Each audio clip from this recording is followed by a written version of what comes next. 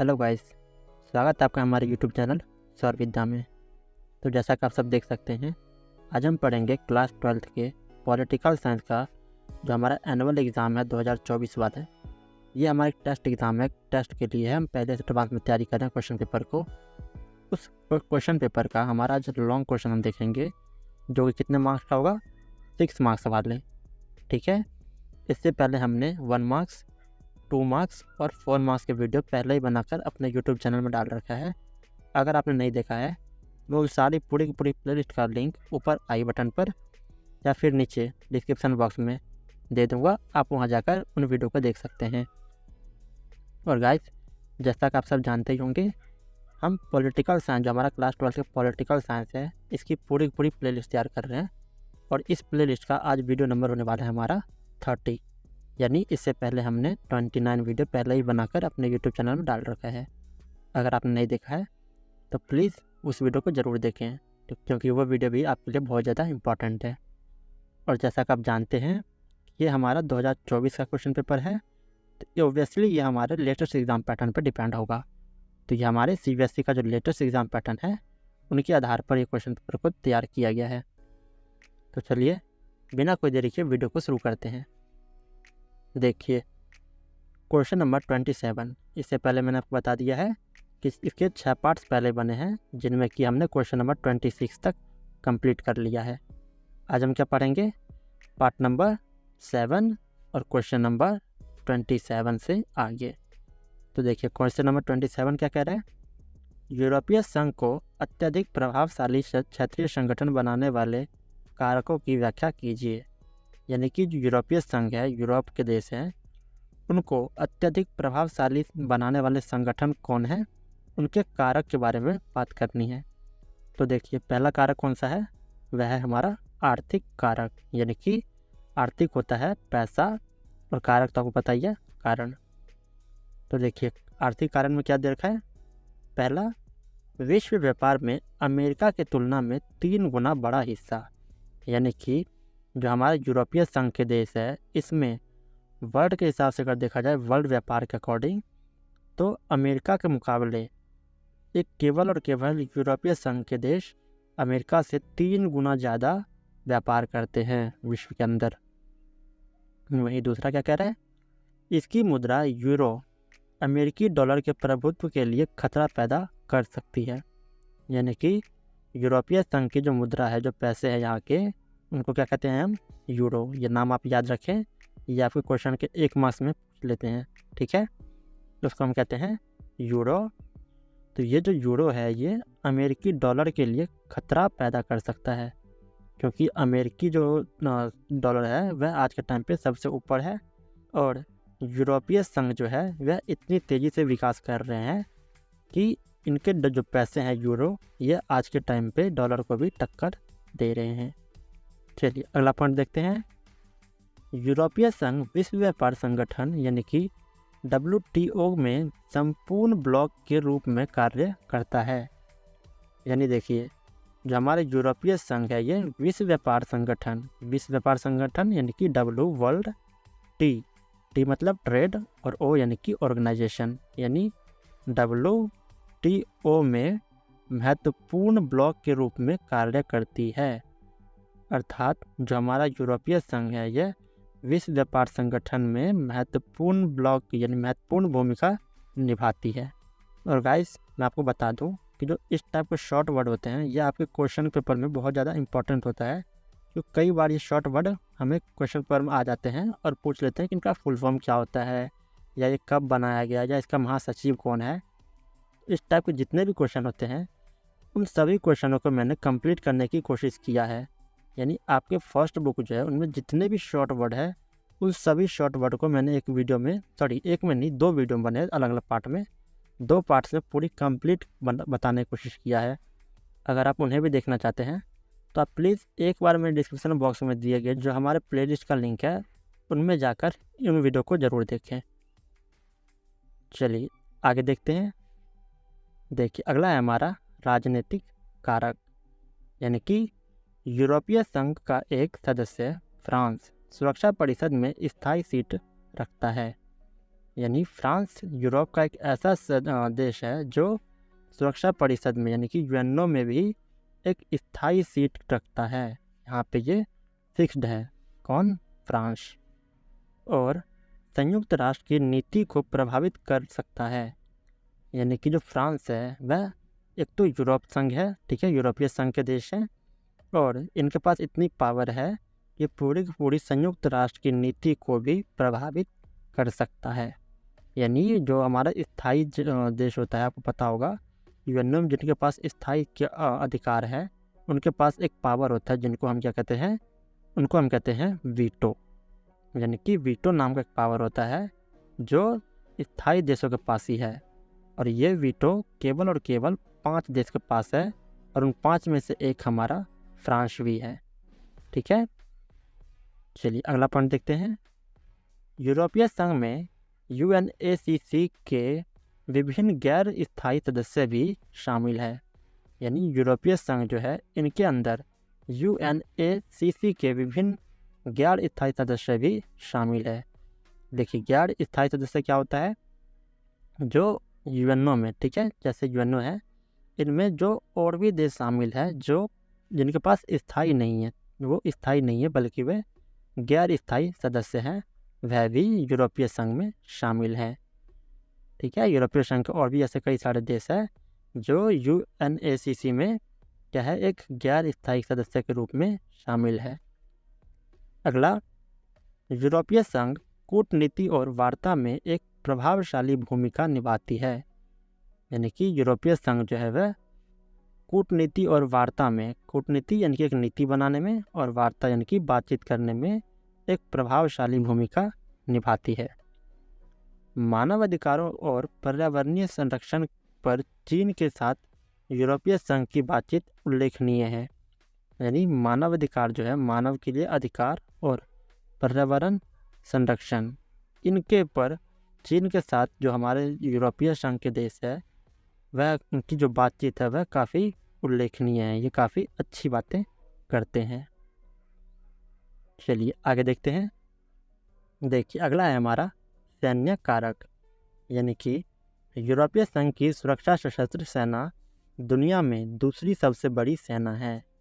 अर्थात यूरोपीय संघ जो है इनकी सेना पूरी की पूरी दुनिया में सबसे बड़ी सेना है, सेकंड नंबर पे। ठीक है, सेकंड सबसे बड़ी सेना है कहाँ की? यूरोपीय संघ की। आगे देखिए करें, इसका कुल सैन्य खर्च अमेरिका के बाद दूसरा है। यानी जो यूरोपीय संघ के सेना है इन पर कुल खर्चा सबसे ज़्यादा होता है।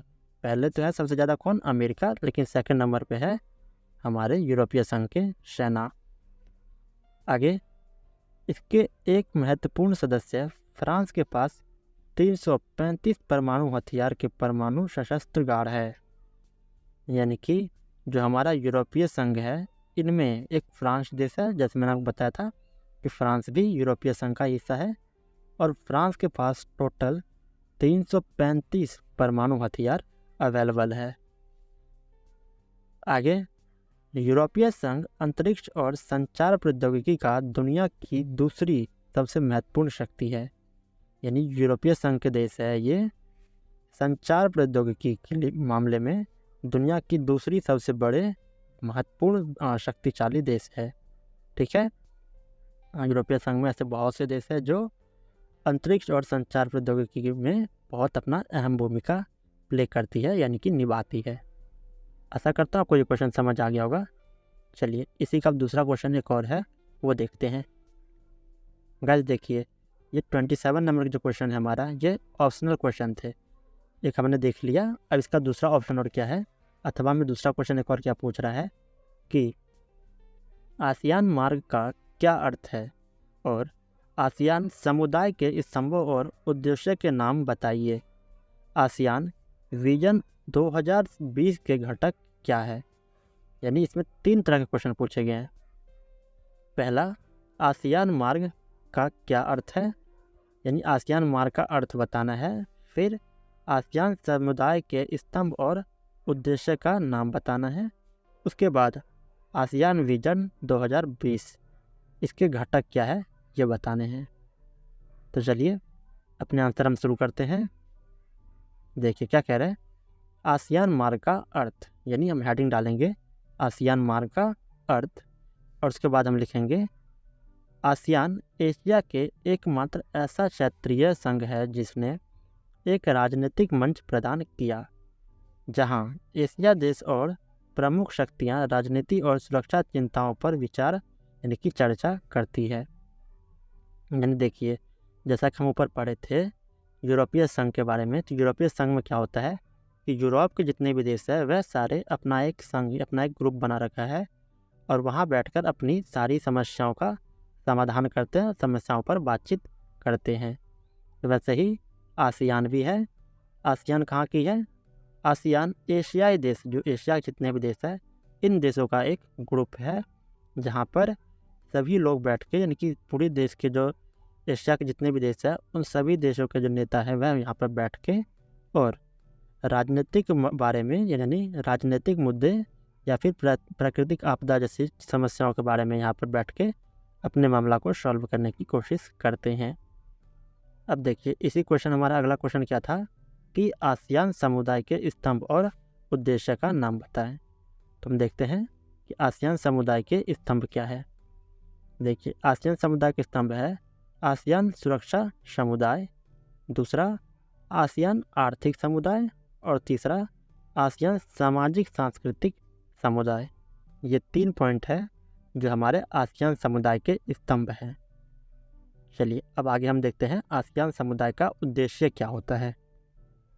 देखिए, हम हेडिंग डालेंगे आसियान समुदाय के उद्देश्य, यानी कि आसियान का प्राथमिक उद्देश्य सामाजिक प्रगति और सांस्कृतिक विकास के बाद आर्थिक विकास को गति देना था।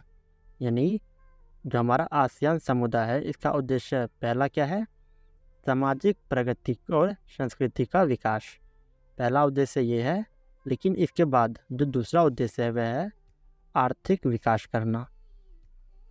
आगे एक अन्य महत्वपूर्ण उद्देश्य कानून के शासन और संयुक्त राष्ट्र चार्टर के सिद्धांतों पर क्षेत्रीय शांति और स्थिरता को बढ़ावा देना था। यानी कि जो हमारा आसियान है, आसियान शांति स्थापित करने पे भी एक अहम भूमिका निभाती है। ये कोशिश करती है कि पूरे के पूरे विश्व में शांति स्थापित रहे। नेक्स्ट, सबसे तेज़ी से बढ़ती अर्थव्यवस्थाओं के साथ वर्तमान वैश्विक दुनिया में आसियान ने आसियान समुदाय की स्थापना करके आर्थिक और सामाजिक क्षेत्र से परे अपने उद्देश्य को व्यापक बनाया है। यानी कि वर्तमान में आज के टाइम पे आसियान ने दुनिया के अंदर सबसे तेज़ी से विकास करने वाला, आर्थिक और सामाजिक विकास करने वाला क्षेत्र बन गया है। नेक्स्ट देखिए क्या पूछा था इस क्वेश्चन में। अगला में पूछा था आसियान विजन 2020 के घटक क्या हैं।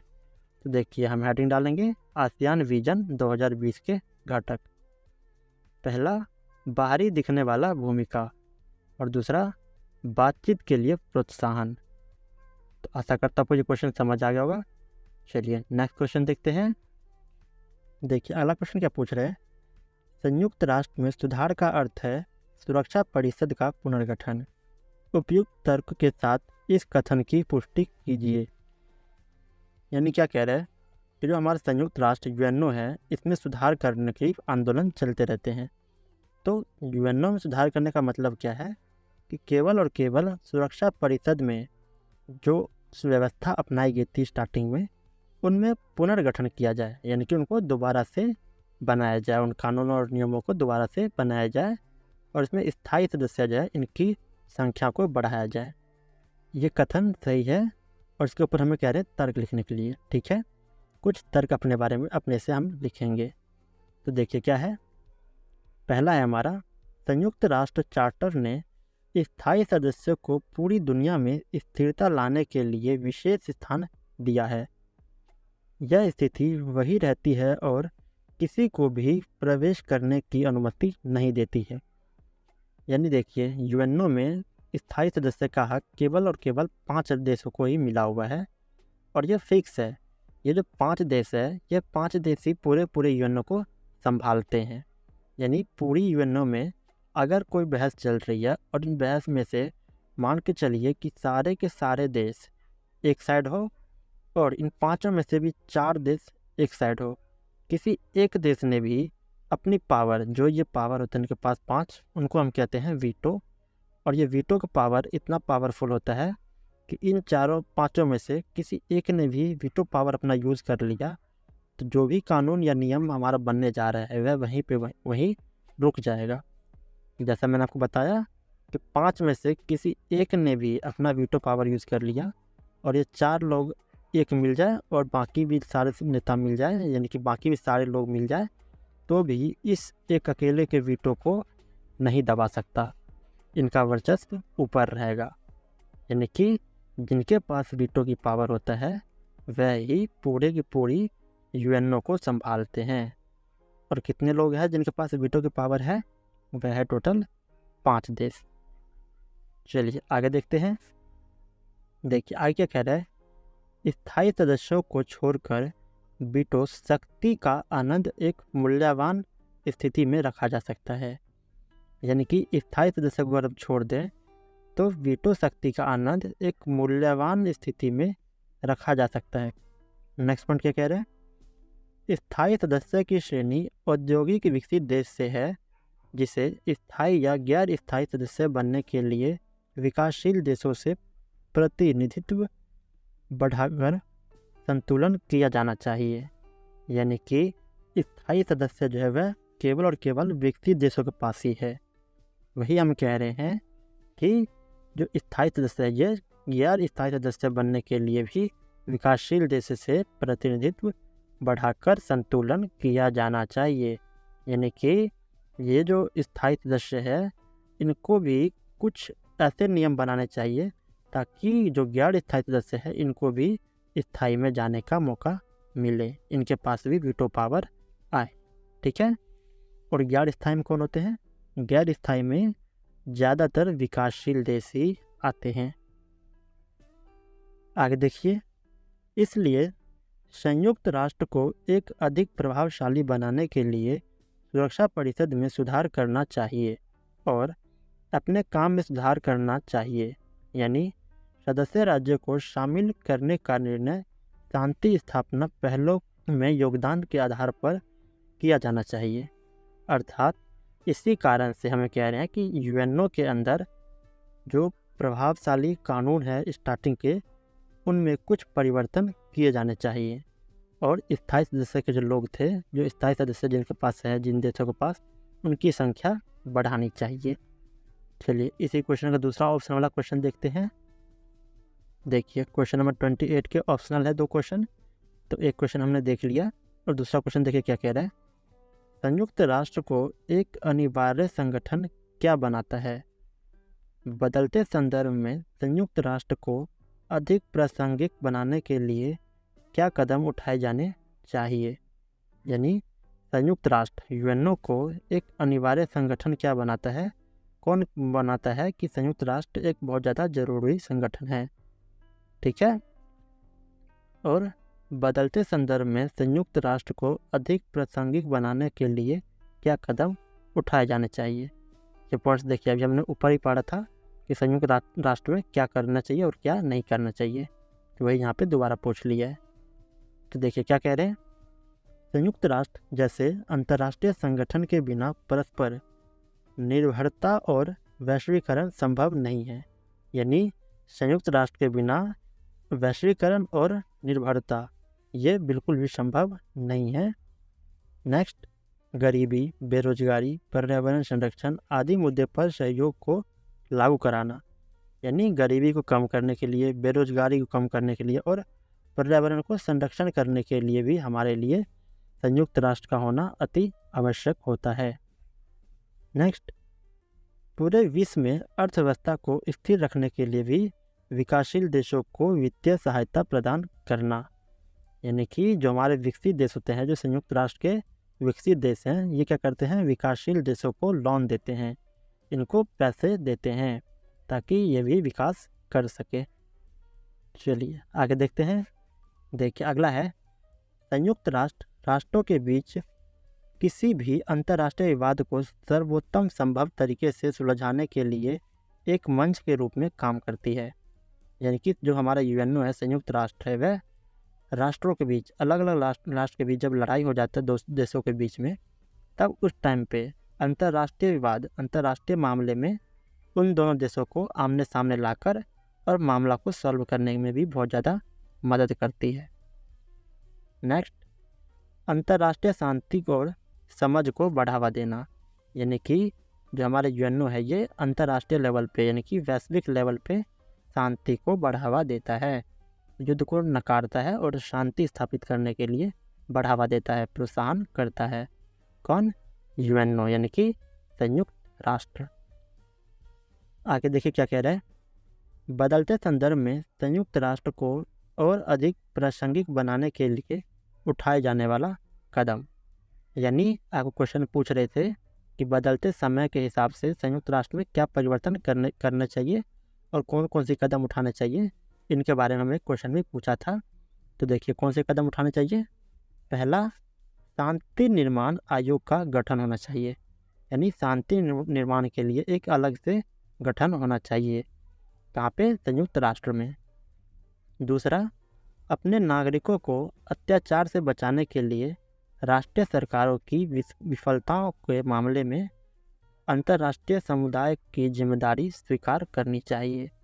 यानी कि अपने नागरिक यानी कि संयुक्त राष्ट्र के जो नागरिक हैं, उनको अत्याचार से बचाने के लिए, साथ ही राष्ट्रीय सरकार की विफलता के मामले में अंतर्राष्ट्रीय समुदाय की जिम्मेदारी स्वीकार करनी चाहिए। यानी इनको अत्याचार से बचाने के लिए, अपने नागरिकों को अत्याचार से बचाने के लिए संयुक्त राष्ट्र को अपनी जिम्मेदारी स्वीकार करनी चाहिए। अगला पॉइंट, आतंकवाद की उनकी सभी रूपों और अभिव्यक्ति में निंदा। यानी आतंकवाद को अच्छा या बुरा नहीं कहना चाहिए, बल्कि पूरे की पूरी आतंकवाद जाति ही बुरा होता है, उनको ये कहना चाहिए। नेक्स्ट, सहस्त्रावादी विकास लक्ष्यों को प्राप्त करने के लिए समझौता। यानी कि जो हमारा एक विकास के लक्ष्य होता है, सहस्त्रावादी लक्ष्य, इनको प्राप्त करने के लिए भी समझौता करवाने चाहिए। किनको? संयुक्त राष्ट्र को। तो गाइस, इसी के साथ साथ आपका ये वीडियो पूरी तरह से कंप्लीट होता है। नेक्स्ट वीडियो में इसी सेम टॉपिक से हम 2 क्वेश्चन और देखेंगे, क्वेश्चन नंबर 29 और question number 30। Thanks for watching. आशा करता हूँ आपको हमारा वीडियो पसंद आया होगा। अगर आपको हमारा ये वीडियो पसंद आया हो तो हमारे इस वीडियो को लाइक करें, साथ ही साथ हमारे चैनल को सब्सक्राइब करके बेल आइकन ऑन ज़रूर करें। और गाइस, इस वीडियो में दिखाए गए इस नोट्स को आप अगर हमसे लेना चाहते हैं तो हमने अपने वीडियो के डिस्क्रिप्शन बॉक्स में अपने नोट्स के लिंक दे रखा है। आप वहां जाकर उस लिंक पर क्लिक करें और ये नोट्स आप वहां से डाउनलोड कर सकते हैं। और गाइस, यदि आप हमसे कोई भी क्वेरी या कोई भी क्वेश्चन पूछना है तो हमने इस वीडियो के डिस्क्रिप्शन बॉक्स में अपने व्हाट्सएप ग्रुप का भी लिंक दे रखा है। आप वहां जाकर हमारा व्हाट्सएप ग्रुप ज्वाइन करें और हमसे संपर्क करें। हम आपका डाउट क्लियर करने की पूरी कोशिश करेंगे। तो मिलते हैं किसी और नई वीडियो में, तब तक के लिए नमस्कार।